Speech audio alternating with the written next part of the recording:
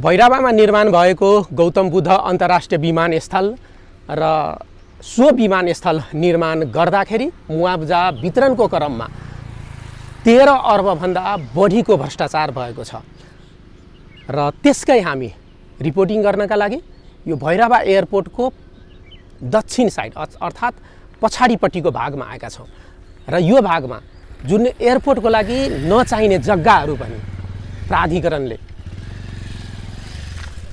किनेको रहेछ र यहाँ यति बेला एयरपोर्टको लागि यो जग्गा आवश्यक छैन, तर प्राधिकरणले यहाँ कुनै 1 वा 2 बिघा होइन झन्डै 400 बिघाभन्दा बढी जग्गा किनेको रहेछ र यहाँ भैँसी चराइराखेको छ र उहाँहरूसँग म कुराकानी गर्छु यो ठाउँमा के छ यहाँको अवस्था, यो एयरपोर्टको लागि वास्तवमा यो जग्गा आवश्यक छ कि छैन त्यो कुरा गर्छौँ र यहाँ खोला नै किनेको रहेछ प्राधिकरणले र कसरी कानुन सम्बद्ध तरिकामा कसरी भ्रष्टाचार गरेको रहेछ ती एक प्रमाणहरू तपाईहरुलाई हामी देखाउँदैछौँ र यतापट्टि भन्ने हो भने यो रोड यतापट्टि र यो यहाँ हामी देख्न सक्छौँ यो रोड जुन रहेको छ एयरपोर्टको दक्षिणी भागमा रहेको यो रोड र यहाँभन्दा 3-4 किलोमिटरको दूरीमा नेपाल भारतको सिमाना पर्छ दक्षिणतर्फ यो रोडभन्दा यतापट्टिको यो भाग जुन हामी देख्दैछौँ यो भाग भनेको गौतम बुद्ध अन्तर्राष्ट्रिय विमानस्थलको भाग यो यहाँदेखि यो तारजाली सुरु भएको छ र बीचबाट यहाँ पनि छ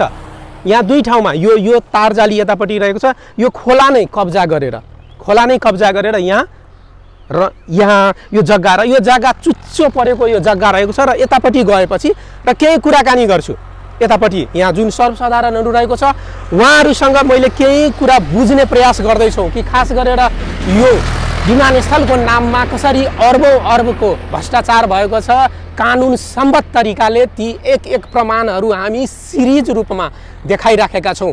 हुन त पोखरा अन्तर्राष्ट्रिय विमानस्थल निर्माणको क्रममा 18 अर्बभन्दा बढीको भ्रष्टाचार भयो भनेर हामीले ती एक प्रमाणहरू विगत लामो समयदेखि खुलासा गर्यौं र त्यसपछि सार्वजनिक लेखा समितिको उपसमितिले छानबिन समितिले प्रतिवेदन तयार गर्यो र त्यो प्रतिवेदनले पनि ती कुराहरू अख्तियार दुरुपयोग अनुसन्धान आयोग र सम्पत्ति शुद्धिकरण विभागलाई पनि पोखरा अन्तर्राष्ट्रिय विमानस्थलका जो मान्छेहरू दोषी छन् ती एक मान्छेलाई तत्काल निलम्बन गरेर कारबाही गर्नु भनेर सिफारिस गरेको छ।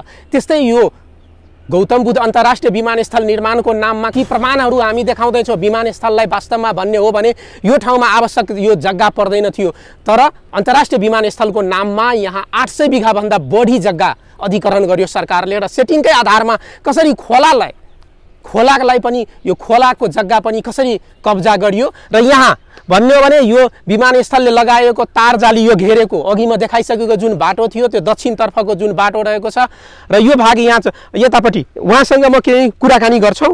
तपाईको नाम चाहिँ के हो? हरिद्वार यादव। कहिलेदेखि भैँसी चराइराख्नु भएको छ? 1-2-3 महिना भयो। कति दिन? खोलाको जग्गा जुन लिएको छ यो जग्गा वास्तवमा एयरपोर्टलाई आवश्यक थियो वा थिएन के लाग्छ तपाईलाई? खाली जग्गा छ, भैँसी चरिराखे छ। अब हामीहरूको त खाली रह्यो भने त राम्रो हुन्छ, भैँसी चराउने यही सुविधा छ। अब गेट लगाएछ, गेट बन्द गरिदिन्छ त भैँसी कहाँ आउँछ? अब भैँसी त घरै राख्नुपर्छ। भनेपछि अहिले त धेरै मान्छेले भैँसी पनि पाल्न थाल्यो है? पालिराखेछ सर। भनेपछि यो जग्गा यहाँ एयरपोर्टले घेरेपछि भैँसी पाल्न थाल्यो? अब कहाँ पाल्छ त? अब यो बन्द भऱ्यो भने त भैँसी आफ्नो बेचिदिन्छ। भैँसीले के गर्छ?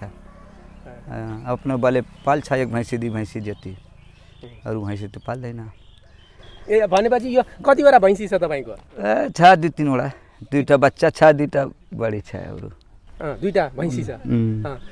अनि यो छ नि अहिले तपाईको यो यसको बारेमा छानबिन हुनुपर्छ वा पर्दैन के लाग्छ तपाईलाई? अब छानबिन गरेर दोषीलाई त कारबाही गर्नै पर्यो। पैसा खाइलियो, जनतालाई फकाएर यति पैसा दिन्छु उति पैसा दिन्छु।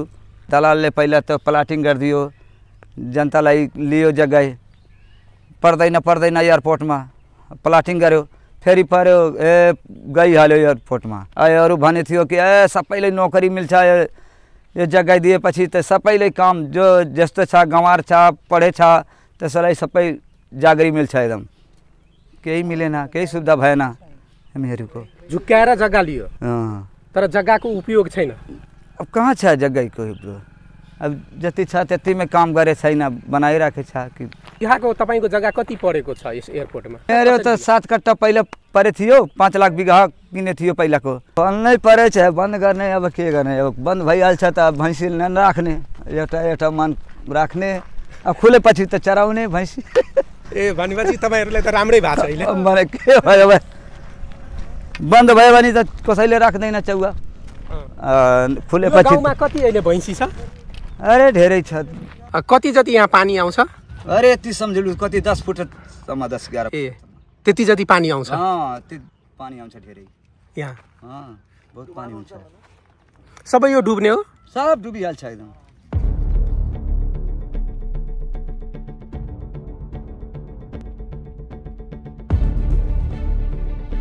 नाम चाहिँ के हो? मेरो नाम धर्मेन्द्र यादव। तपाईँको घर चाहिँ कहाँ? मायादेवी गाउँपालिका वार्ड नम्बर 6। कतिवटा भैँसी छ? अब मेरो छन् सानो ठुलो मिलाएर 8-10वटा। 8-10वटा भैँसी छ। कति भयो भैँसी पालन सुरु गरेको? भैँसी पालन त म धेरै दिनदेखि गर्दै आएछु। अनि यो पछिल्लो समय एयरपोर्टले यो जग्गा लिँदा तपाईँहरूलाई भैँसी पालन गर्न सजिलो भयो? अब सजिलो कहाँ छ, अब बन्द गरेपछि त गाह्रै हुन्छ। अब घरमा बाँधेर कति पाल्न सकिन्छ, एउटा दुईवटा। अब बेरोजगार छौँ हामीहरू, त्यही भएर त्यसैमा निर्भर छौँ। भनेपछि अहिलेलाई सजिलो भएको छ? अहिले एकछिनको लागि सजिलो छ, अब पछिको लागि त गाह्रै हुन्छ बन्द गरिदिए। कहाँ छ तपाईँको भैँसी? कता रहेछ? ओ उता पारि छन्। ए उतातिर रहेछ। ओ वहाँ। भनेपछि तपाईँहरू यो जुन यो खोलाको जग्गा लियो नि, यो खोलाको जग्गा लिँदाखेरि तपाईँहरूलाई धेरै गाह्रो भयो? गाह्रो भएछ। अब यो बन्द गरिसकेपछि त लाउन मिल्दैन भित्र भैँसी हामीहरूलाई। घरमा त बाँधेर कति पाल्न सकिन्छ, एउटा पाल्न सकिन्छ। यो एयरपोर्टले भैँसी पालन गर्नको लागि राम्रै गरिदियो? अहिलेलाई राम्रै गर्छ? अहिलेको लागि राम्रो छ, पछिको लागि त गाह्रो। पहिला पनि म खुल्लै थियो, सार्वजनिक जग्गा पनि छेउछेउमा थियो। अरू त नम्बरी जग्गा थियो, अरू सार्वजनिक जग्गा छेउछेउ खोलाकोमा थियो। त खोलाको छेउछेउमा सबैले डुलाइराखेको थियो भैँसी। भैँसीलाई नुहाउन धुवाउन पानी खुलाउन अलिक सजिलो थियो। अब बन्द गरेपछि त कहाँ खोलामा लाउन पाउँछ, कसले पानी खुलाउनु? त्यही घरमै बाँधेर नुहाउने, पानी खुलाउने सबै थोक घरमै गर्नुपर्छ। खोलाको छेउछेउमा सार्वजनिक जग्गा पनि थियो। अब सार्वजनिक जग्गा हुँदाखेरि यहाँ गाई भैँसी छेउछेउमा पहिला पनि सबै डुलाइराखेको थिए। अहिले त सार्वजनिक जग्गा पनि लिएछ, नम्बरी जग्गा।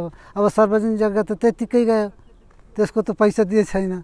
नम्बरी जग्गाको त आफ्नो हिसाबमा दिएछ फेरि, त्यही हो। भनेपछि अनि यो जग्गा जसरी एयरपोर्टको लागि यो त चाहिने जग्गा त होइन? यसको त खास आवश्यक छैन। मेन आवश्यक भनेको त्यो रोडदेखि उतैको हो। अब यो भनौँ ल बार्डरको करिब छोइसकेछ, त्यहाँ के को आवश्यक छ? पछि त्यही हो घडेरी सडेरी बनाएर होटल सोटल बनाउन खोज्यो होला। एयरपोर्टको लागि आवश्यक छैन? यताको त खासै आवश्यक छैन हाम्रो विचारले। अब उहाँहरूको विचारमा के छ अगाडि? यहाँदेखि बोर्डर कति टाढा पर्छ? अब यहाँदेखि त्यही 1.5 किलोमिटर बोर्डर। हजुर। यो कति जग्गा होला यो ठाउँको? अब त्यही अनुमान गर्नुहोस्, त्यो जुन छ त्यो रुखहरू जुन धेरै छ देखिएछ नि, त्यस्तै छेउछेउबाट यस्तै घुमाएर ल्याएछ त्यहाँ। अनि तपाईँ अब यहाँ दिनभरि भैँसी चराउनुहुन्छ? अब यतिखेर लाउँछ, साँझतिर लैजान्छ। कति हुन्छ आम्दानी? कतिवटा भैँसी ब्याएको? अब भनौँ ल घर परिवारको पुरै अब खर्च चलिराखेको छ। 2-3टा दुध दिनु 10-15 लिटर दुध हुन्छ। अब त्यसैलाई बेरोजगार छौँ त के गर्ने, त्यसैमा निर्भर छौँ। रोजगार मान्छेहरूलाई त एउटा नभए पनि हुन्छ, तर हामी बेरोजगार जब छौँ सुरुदेखि त त्यसैमा निर्भर छौँ। आफ्नो परिवारलाई पालिराखेका छौँ त्यसैमा। तपाईँको नाम चाहिँ के हो? मेरो नाम शम्भु कुमार यादव। एयरपोर्टले यो जग्गा लिएको छ नि, यो खोलाको जग्गा, यसको बारेमा के भन्न चाहन्छ? छानबिन गर्नुपर्छ, यो गेट खुल्ला हुनु पर्यो। हामी भैँसी चराउँछौँ, बच्चाहरू खेल्छन् यहाँ। अनि एयरपोर्टलाई यो जग्गा साँच्चीकै चाहिएको छ कि छैन? यो त आवश्यकता कुनै छैन, खाली नै छ। उतै नै अब काम धेरै छ, उता जग्गा धेरै खाली छ, उतै गर्नुपर्ने। यता त खाली भैँसी चराउने हो। बन्द गर्यो भने के हुन्छ? अब विदेशै जाने हो, कामै छैन। विदेश जाने? हजुर। बन्द भयो भने अब जानै पर्यो। कतिवटा भैँसी छ? भैँसी 6वटा। 6वटा? हजुर। अनि 6वटा भैँसी चाहिँ कति हुन्छ कमाइ महिनाको? कमाइ त अब दुध दियो भने त त्यही हो 20-25 हजार भइहाल्छ। बन्द गरिदियो भने भोलिदेखि फेरि लाउन पाउँदैन, त भोलिदेखि त बेच्नै पर्छ हामीहरूलाई। अब बेचिसकेपछि फेरि अब यो पनि होइन, कुनै सिप छ, कुनै सिप लिएर हामी बस्छौँ। अलि परिवार पाल्न गाह्रो हुन्छ, त्यही हो। अब सरकारले यो बारेमा छानबिन गर्नुपर्छ वा पर्दैन के भन्नुहुन्छ? यसको बारेमा त गर्नुपर्छ। के गर्नुपर्छ? खासै आवश्यक थिएन। आवश्यक भनेको उतैको जग्गाको थियो, यता पारिको थिएन। किनभने अब बार्डर पनि छोइसकेछ, नजिकै छ। बार्डरको छेउमा त एयरप्लेन पनि जाँदैन त्यहाँ। अहिले त्यही सञ्चालन राम्रोसँग भए छैन। नाम चाहिँ के हो? लालचन्द। त भ्रष्टाचार त छानबिन हुनै पर्यो। भन्नु न, भन्नु। बोर्डर कतापट्टि पर्छ? बोर्डर यहाँदेखि दक्षिण छ, 1.5-2 किलोमिटर जति छ होला। एयरपोर्टलाई साँच्चीको यो जग्गा तपाईँहरू देख्नुहुन्छ आवश्यक छ भनेर? अब आवश्यकता छैन कहाँ, यहाँ त एयरपोर्ट त उता भइसकेछ जुन भएछ त्यता। अब यता त खालि छाडेछ किनेर। यहाँ खोला पनि थियो। गौतम बुद्ध अन्तर्राष्ट्रिय विमानस्थलले अधिग्रहणको यो जग्गा हो र यो रोडभन्दा दक्षिणतर्फको यो जग्गामा रहेको छु र यो खोलाको जग्गा कसरी एयरपोर्टले कमिसनको लागि लियो अधिग्रहण गर्यो त्यो हामी देखाउँदैछौँ। खास गरेर हेर्ने हो भने यो जग्गाको कुनै उपयोगिता नै छैन। यहाँ भन्ने हो भने यो खोलामा बर्सातको समयमा 7-8 मिटरभन्दा बढी यो खोलामा पानी आउँछन्। भोलि गएर यो खोलाको जग्गा जुन क्यानले अधिग्रहण गर्यो, यो गौतम बुद्ध अन्तर्राष्ट्रिय विमानस्थलले जुन अधिग्रहण गरेको छ, यो किनेको जुन रहेको छ, यो जग्गाको औचित्य नै छैन। यहाँ हामी हेर्ने हो भने खास गरेर यो ठाउँमा अहिले यो क्यानले तारजाली यहाँदेखि यो ठाउँ जुन ठाउँमा म उभिएको छु यतापट्टिको यतापट्टि 300 मिटर जति यो एयरपोर्टको दक्षिणी रोड पर्छ, 300 मिटर अगाडि यो उत्तरतर्फ। र त्यसै गरी यतातर्फ भन्ने हो भने झन्डै 1-1.5 किलोमिटर दूरीमा नेपाल भारतको सिमाना पर्छ। र यो भागको जग्गा एउटा विमानस्थलको लागि खरिद गर्नु कति वैज्ञानिक थियो त्यो तपाईँ दर्शकले नै छुट्याउन सक्नुहुन्छ कि यो लिनु हुँदैन थियो। तर पनि जुन यो खोलाको जग्गा यहाँ केही बस्ती बसाल्न पनि मिल्दैन। किसानहरूले यो खोलामा जुन पानी बाह्रैमास यो खोलामा पानी आउँछन्, यो यहाँ गाई भैँसी यो ठाउँमा चराउँछन् र त्यसपछि यो खोलाबाट सिँचाइ गर्छन्। तर यो विमानस्थलले चारैतिरबाट तार जाली लगाएर घेरिसकेपछि, काँडे तार जाली लगाएर घेरिसकेपछि यहाँ भैँसी चराउन पनि मिल्दैन, गाई बस्तु पनि चराउन मिल्दैन। किनभने क्यानले यो खोलाको जग्गा लिइसकेपछि, सस्तोमा यो जग्गा पाएपछि भ्रष्टाचार कागजी रूपमा सबै प्रक्रिया मिलाएर गरिएको भ्रष्टाचार। किनभने पोखरा अन्तर्राष्ट्रिय विमानस्थलको बारेमा खुलासा गर्दाखेरि झन्डै 18 अर्बभन्दा बढीको भ्रष्टाचार एउटा विमानस्थल बनाउँदाखेरि त्यो ठाउँमा भएको छ भने यो ठाउँमा गौतम बुद्ध विमानस्थल निर्माणको नाममा मुआब्जा वितरण जुन भयो त्यसमा कम्तीमा 13 अर्बभन्दा बढीको भ्रष्टाचार भएको छ मुआब्जा वितरणको क्रममा। र यतापट्टि यही हो यो ठाउँको रियल फ्याक्ट भनेको, यो रियल भनेको यही हो। यो ठाउँ यो खोलाको किनारमा भैँसी चराउनको लागि मात्रै हो।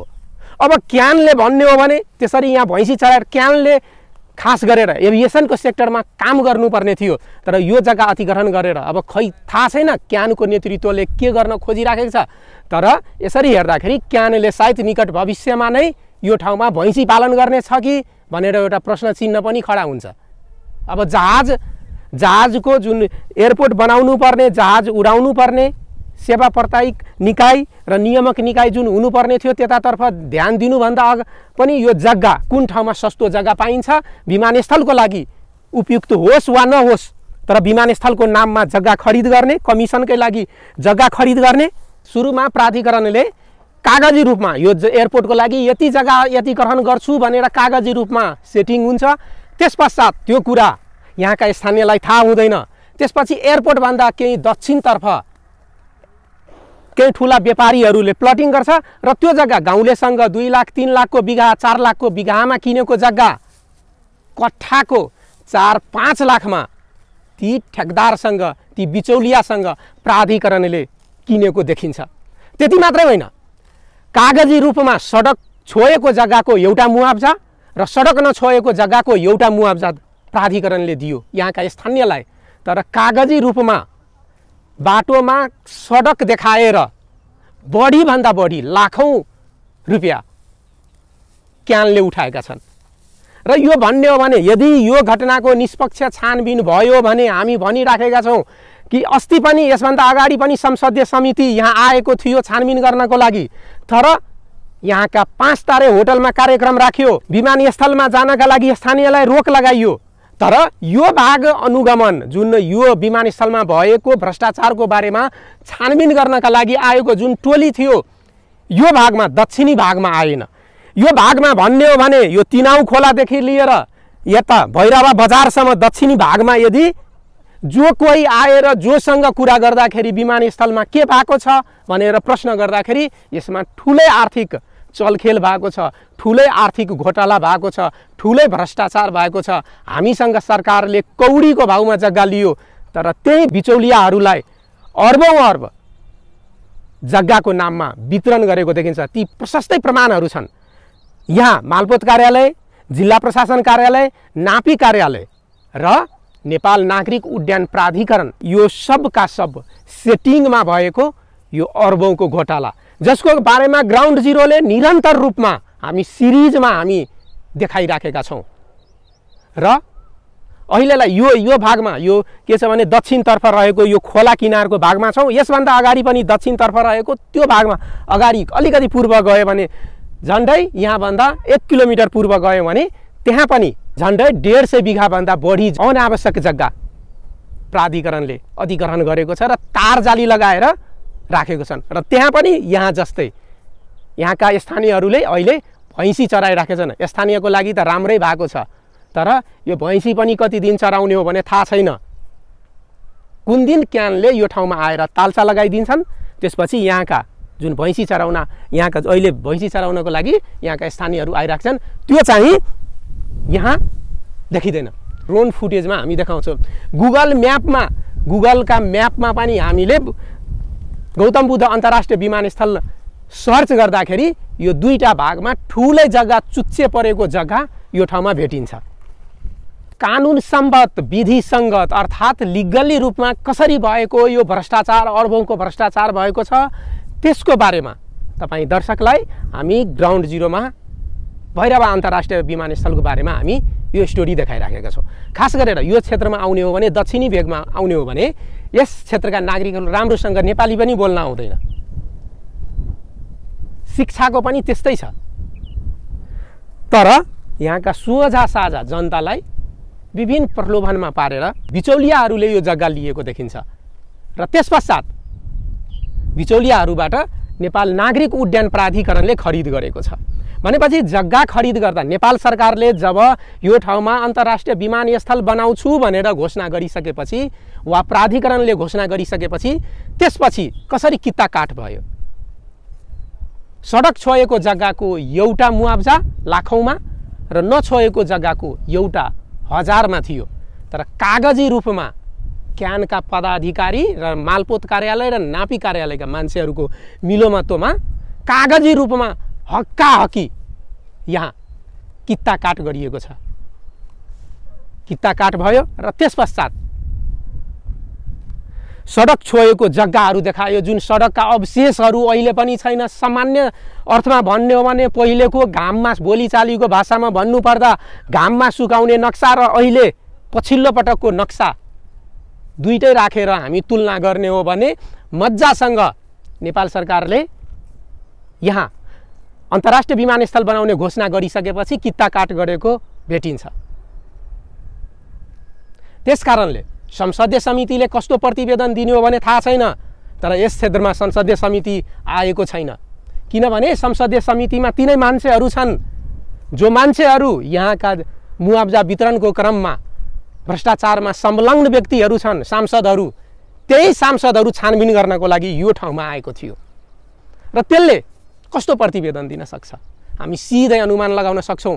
त्यसकारणले ग्राउन्ड जिरोले एकपटक होइन 1000 पटक भनिराखेको छ, हामी भनिराखेका छौँ कि गौतम बुद्ध अन्तर्राष्ट्रिय विमानस्थल बन्नु भनेको धेरै राम्रो कुरा हो, यो विमानस्थल सञ्चालन हुनुपर्छ, तर यससँग जोडिएको जुन भ्रष्टाचार गर्ने जो भ्रष्टाचारीहरू छन् तिनीहरूलाई कारबाही हुनुपर्छ, तिनीहरूलाई खोरमा हाल्नै पर्छ।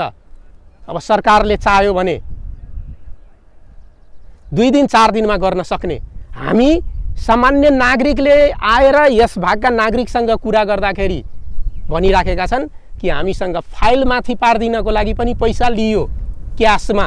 यहाँ धेरै कुराहरू धेरै अनियमितता थियो। मालमा, नापीमा, एयरपोर्टमा यस्तो सेटिङ थियो कि मान्छे जहाँ पनि जाने कोही नसुन्ने।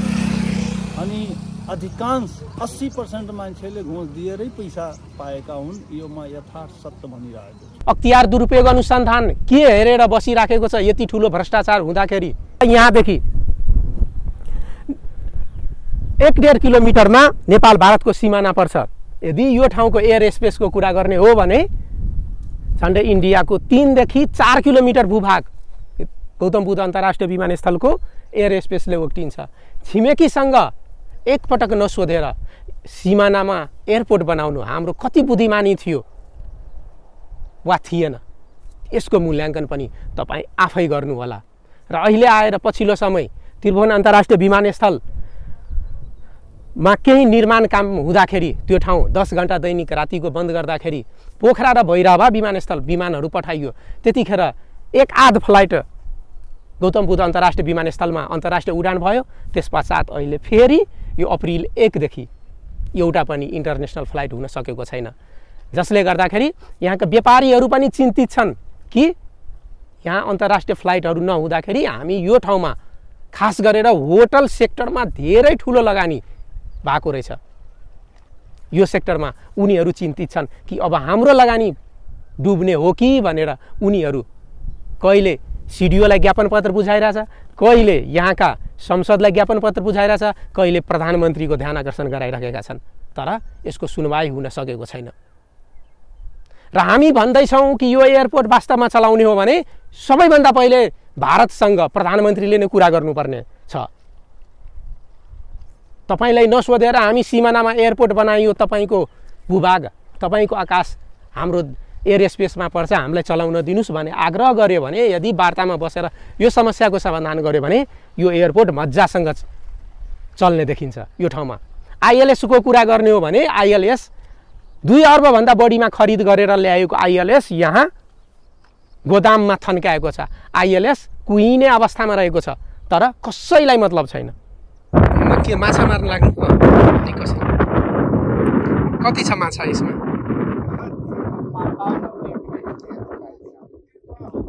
छानबिन गर्नुपर्छ पर्दैन, के भन्नुहुन्छ?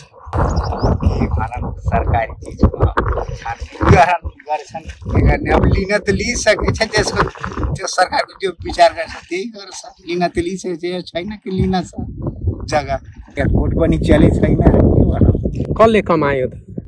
अब कमाउनलाई कमाएन, 1 पैसा निकाल्दाखेरि एयरपोर्टले बनाएको बाटो र त्यसै गरी यतातर्फको जुन यो भाग रहेछ एयरपोर्टले नै फेरि अतिक्रमण गरेको रहेछ। जुन यसभन्दा अगाडि हामीले के देखायौँ भनेर भन्दाखेरि कि भैरवा अन्तर्राष्ट्रिय विमानस्थलले कसरी खोलाको जग्गा सस्तोमा पाएपछि खोलाको जग्गा कसरी किनेको रहेछ, त्यसको बारेमा लिगली भ्रष्टाचार कसरी भएको छ त्यो कुरा हामी देखायौँ। र यो भागमा आउँदाखेरि यहाँ पनि तपाईँको 150-200 बिघा जग्गा जुन एयरपोर्टभन्दा दक्षिणतर्फ, यो रोडभन्दा पनि दक्षिणतर्फको भाग एयरपोर्टलाई आवश्यकै नपर्ने त्यो ठाउँमा यो जग्गा र समग्रमा हेर्दाखेरि 350 देखि 400 बिघा जग्गा एयरपोर्टले बढी जग्गा जति आवश्यक थियो त्योभन्दा बढी जग्गा अधिकरण गरेको देखिन्छ।